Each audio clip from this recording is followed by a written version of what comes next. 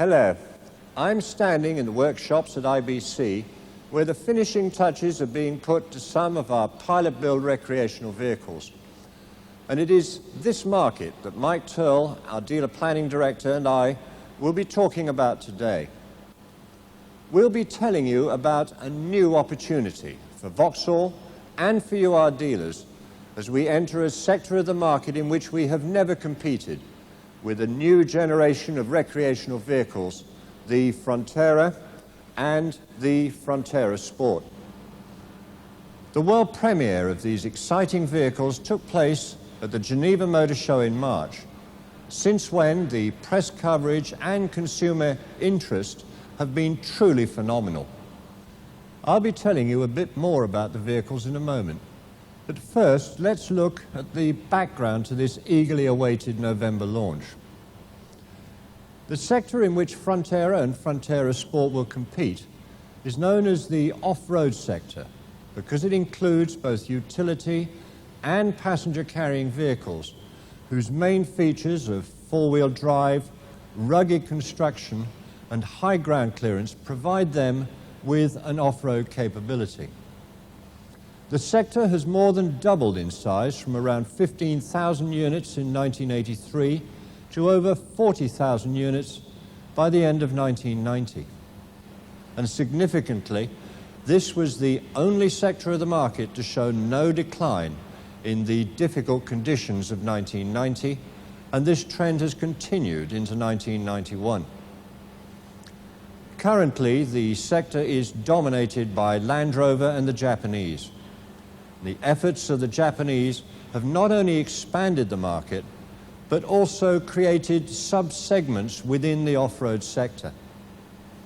In 1983, Land Rover dominated the sector, with the Range Rover taking almost 20% and Land Rover a substantial 44%. Mitsubishi had just launched the Shogun, while Suzuki and Daihatsu had held some 23% with the SJ and the 4-Track respectively.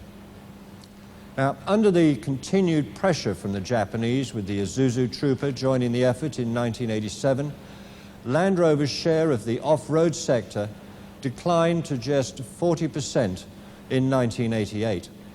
However, the Discovery reversed that trend, and by the end of 1990, they had recovered to 48%. So let's look at the sub-segments that I just mentioned.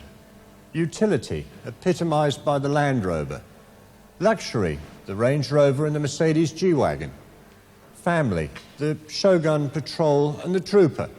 And trendy, the Suzuki Vitara and the Daihatsu Sport Track. And of these, the family and trendy segments have seen significant growth in the past year. And to some extent, there's an overlapping of these two segments with trendy family vehicles like the Discovery. The utility segment, which is made up of Land Rover and the commercial versions of the SJ and 4-Track, has declined from 56% of the sector in 1983 to under 27% in 1990.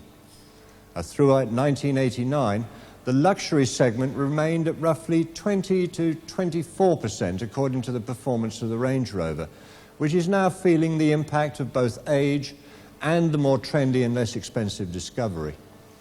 In 1990, the segment fell to just 17.6%. In 1983, the family segment consisted of just Mitsubishi Shogun and the Nissan Patrol, with around 7% of the sector. This grew to over 19% in 1985, with the increasing popularity of the Shogun and the introduction of the farmer's friend, the Daihatsu 4-Track. Trooper further expanded the segment in 1987, and the addition of the Discovery in 1989 took the family segment to over 38% of the off-road sector. Suzuki had the trendy segment all to itself from 1983 to 1988 and took it from 13% of the sector to 17.5% by 1987. The SJ's reputation for falling over and its resultant decline in sales have been somewhat offset by the introduction of the stylish Vitara, And along with the Daihatsu Sport Track, which was introduced in 1989, this segment now takes just over 17% of the sector. The whole character of the off-road sector has changed substantially in the last 8 years. It's no longer dominated by utilitarian workhorses or country estate vehicles. More and more people are buying this type of vehicle for everyday use, going to work, shopping, collecting the kids, and increasingly to support their leisure activity. So we see a new group of vehicles emerging within the off-road sector. It started with the Suzuki SJ, and then the Vitara and Sport Track, and further up the market, the Discovery. Recreational vehicles. This year we've seen the launch of a much more trendy Sport Track and 4-Track, a more stylish and upmarket Shogun, which includes a soft top in the lineup, and we'll soon have the longer wheelbase Vitara 5-door.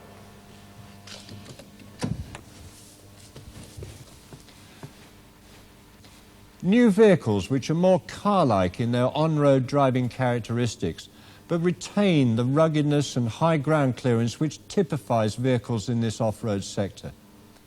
Research shows that only about 20% of these vehicles are ever used off-road, and of these, 80% of their time is spent on hard surface roads and tarmac.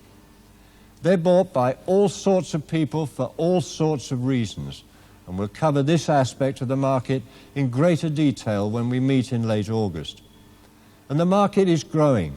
Since 1983, the sector has more than doubled to over 40,000 units, and we're forecasting a market of over 55,000 units by 1995. So, a rapidly growing sector that we simply cannot afford to ignore.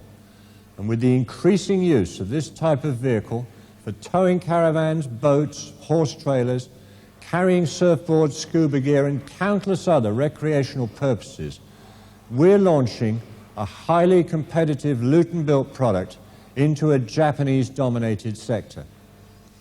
Frontera and Frontera Sport are an excellent opportunity to expand our customer base by conquesting customers from our Japanese competitors. An opportunity to show that Vauxhall continues to enhance its product range with exciting and unexpected vehicles following hard on the heels of the Calibra and Lotus Carlton. An opportunity to be the first European manufacturer offering new generation recreational vehicles at affordable prices. As I said earlier, the Japanese are a dominant force in this sector, and their technology and competence in this field are highly regarded. Frontera and Frontera Sport are based on an Isuzu 4x4 platform which is being comprehensively Europeanized by our engineers, and as such, they enjoy the benefits of that technology. The short wheelbase Frontera Sport will compete with the Suzuki Vitara and the Daihatsu Sport Track, and with its 115 horsepower 2-litre fuel injection engine has better performance than both. The long wheelbase 5-door Frontera will compete against the long wheelbase Isuzu Trooper Duty, and with a choice of either 124 horsepower 2.4-litre petrol or a 100 horsepower 2.3 turbo intercooled diesel engine, has a very competitive performance. A wide range of accessories will be available for both models, and this important aspect of marketing our new recreational vehicles can substantially enhance the profit potential of each sale. When we meet in August, we'll be giving you more detail on the specification of the vehicles and the wide range of accessories that are available. But for now, I'd like to hand over to Mike Turl, who's going to tell you about our franchising policy. At Vauxhall, we're excited about Frontera and Frontera Sport. These new vehicles represent a great opportunity to increase the volume and profitability of the company and the dealer network. They also represent a big challenge to establish a strong reputation for Vauxhall in the recreational vehicle niche. We're also aware how excited many of you are about the forthcoming launch. Many of you have written and spoken to me and other members of the management team about the sales opportunities in your AOPRs. So I want you to know at the outset that all dealers will be able to sell these units. If there are customers in your areas who want Frontera, you'll be able to meet their requirements. But we do intend to adopt a planned approach to dealer franchising, which we believe will enable us to achieve our combined volume projections for 1992 of 7,500 units and secure our long-term position in this market. Before I outline the dealership requirements for handling Frontera and Frontera Sport, I'd like to tell you something about that market. As George Hearn has already explained, recreational vehicles are trendy urban units not used for commercial purposes. The four-wheel drive characteristic is reserved primarily for weekend and recreational use. Even so, it may be as much a surprise to you as it was to me to learn that while there are registrations in rural areas, the greatest concentration is in areas of dense population and conurbations. Belfast, urban Scotland, Tyne and Wear, Liverpool, Manchester, Leeds, Birmingham, and of course London and key cities in the southeast. It's also important to note that this is almost totally a retail market, that users are individualistic and demand a high level of dealer attention, and that our target segment is dominated by the Japanese. Any European entrant must therefore match the acceptability and popularity which the Japanese have achieved. So it's clear that we're dealing with a highly specialized market here, not to mention customers who regard themselves as rather special too. With this in mind, our dealership requirements have been established as follows. Firstly, Frontera and Frontera Sport are aligned with passenger cars. Under no circumstances must they be identified with commercial vehicles. A dedicated showroom area, 19 by 12 feet, is required for display. That's 228 square feet. Units should be exhibited with suitable display items, for example, surfboards or skis, and accessories should be heavily featured in the showroom display.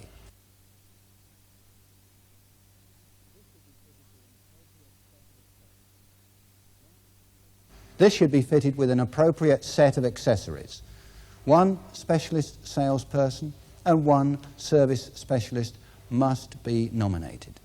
The salesperson may sell other vehicles but will be recognized as the Frontera expert. It follows then that training is vital on Frontera. The dealer principal is required to attend a Vauxhall training course.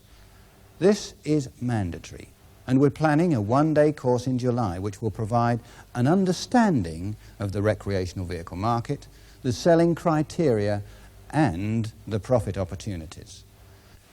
The nominated Frontera salesperson will be required to attend Vauxhall's training courses on specialized sales techniques. These will be two-day courses held regionally and will also include extensive product and accessory training. Training for the service specialist will be mandatory before Frontera is launched in November. Two-day technician courses will be held on a regional basis in August and in September. Training for parts specialists will also be provided.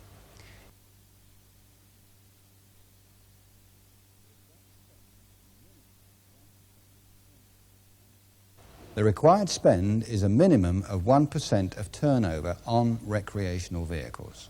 Launch costs are in addition to this spend. The cost of special service tools for Frontera is £2,000 maximum. These will be automatically dispatched to franchise dealers only, who will also be required to carry an initial part stock costing £3,000 and a wide range of accessories. Accessory sales will be a major profit earner for Frontera. Owners tend to personalise their vehicles, and we estimate that this will add around £1,000 on average, to the value per vehicle. A suitable used vehicle display area in line with facility guide requirements will be required. It is recommended that dealers hold the Network Q franchise, but those that do not should provide a separate display area as part of the used vehicle area where recreational vehicles can be displayed, including competitors' models taken in part exchange. We expect a high incidence of part exchange with Frontera. Indications are that users change vehicles on a seasonal basis, and used vehicles are highly profitable. And most importantly, a strong CSI performance is required. To qualify for the franchise, dealers must have had either a latest year score above the current national average for overall satisfaction with dealer, or a latest year score of at least 70 with a rising trend on the year score. A dealer with a latest year score of less than 70 cannot qualify until the required standard has been met. These then are the standards required to hold the franchise for Frontera and Frontera Sport. Vauxhall has made a huge investment in the development and marketing of these vehicles.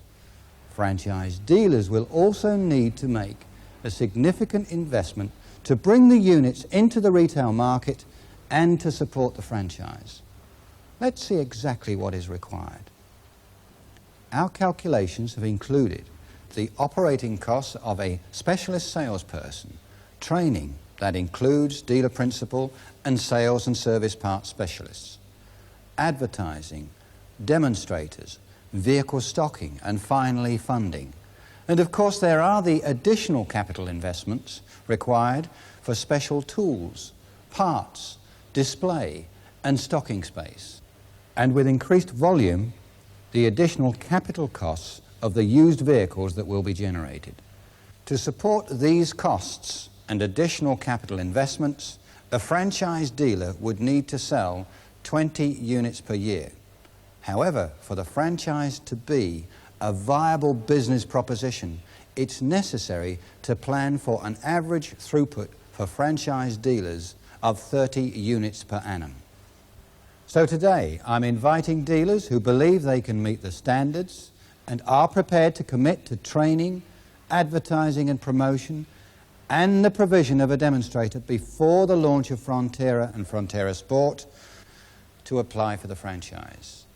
At the end of this meeting, your district marketing manager will provide a self-authorizing application form.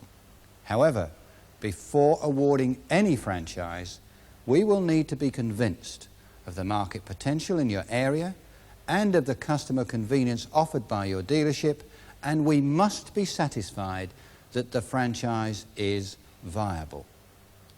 Non-franchise dealers will be able to buy units from franchise dealers nearby, but they will be expected to provide a first aid service in the event of a breakdown so that the customer can get his vehicle to a franchise dealer.